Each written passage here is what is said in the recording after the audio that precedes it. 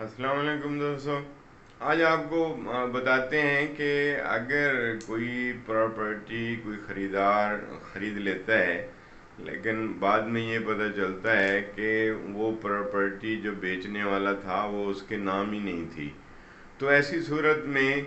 ख़रीदार को क्या हकूक़ हासिल होते हैं और क्या क्या रेमेडी अवेलेबल है कानून के अंदर। ऐसा तो नहीं है कि उसका सरमाया ही ज़ाया हो गया,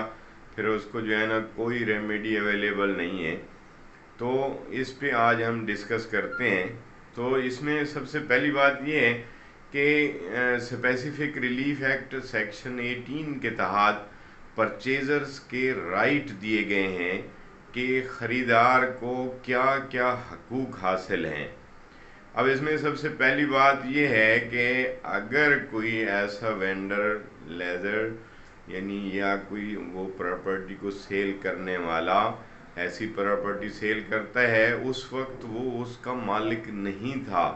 लेकिन बाद में वो उसका मालिक बन जाता है,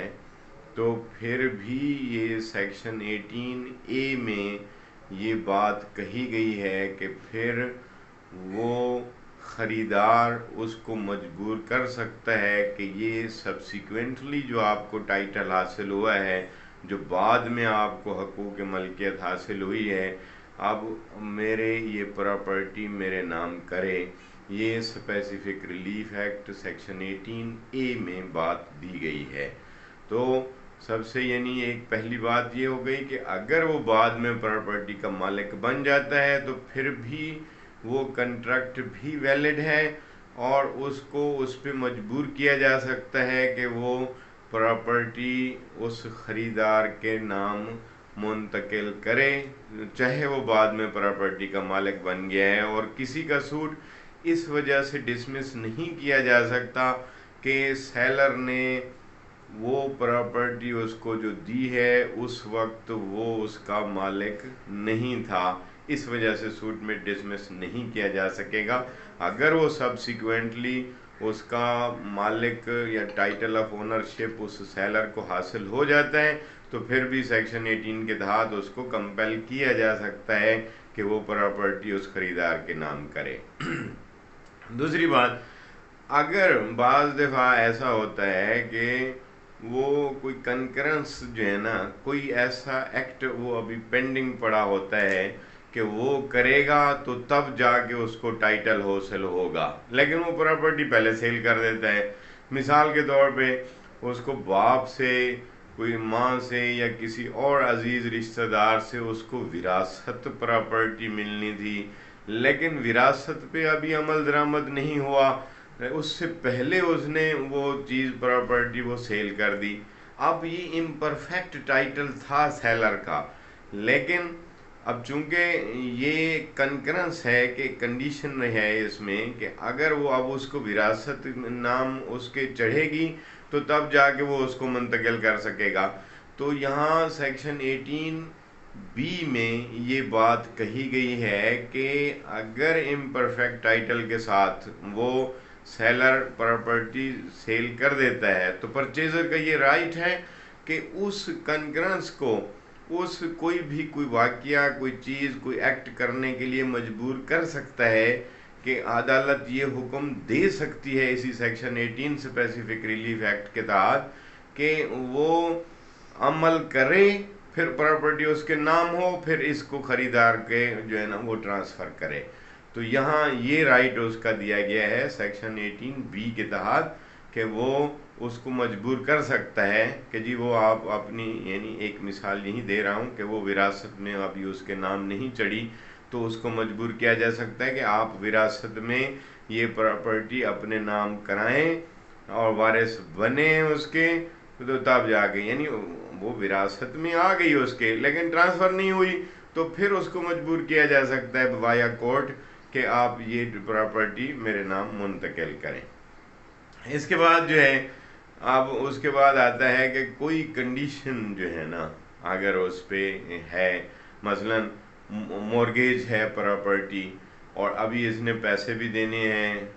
50 लाख में सौदा हुआ है एक हाउस का,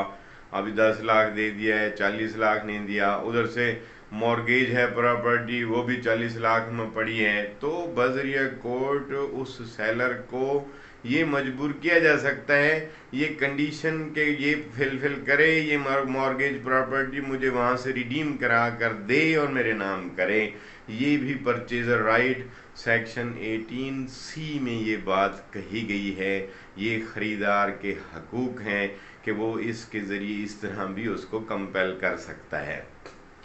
क्योंकि अक्सर औकात ये होता है कि सेलर का इम्परफेक्ट टाइटल की वजह से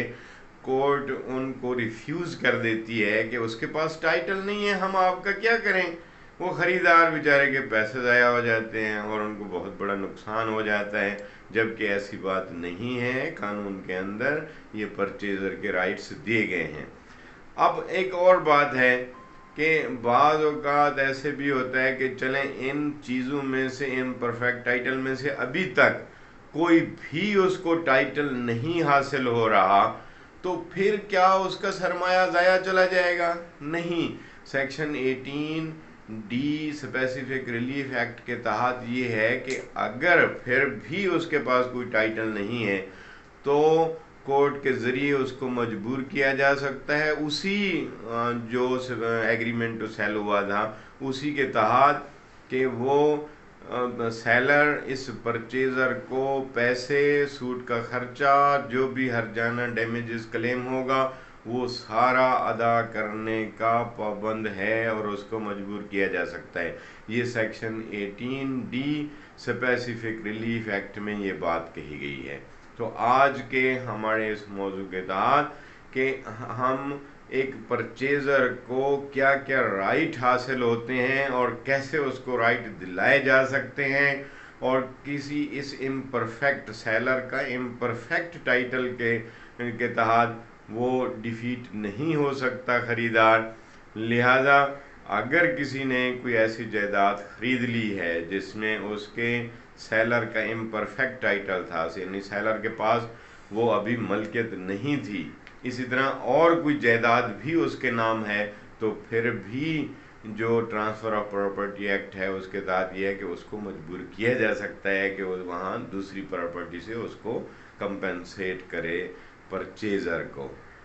मेरे ख्याल में आज आपको इसके परचेज़र के राइट्स के बारे में बहुत कुछ पता चल गया होगा। Thank you. अल्लाह हाफ़िज़।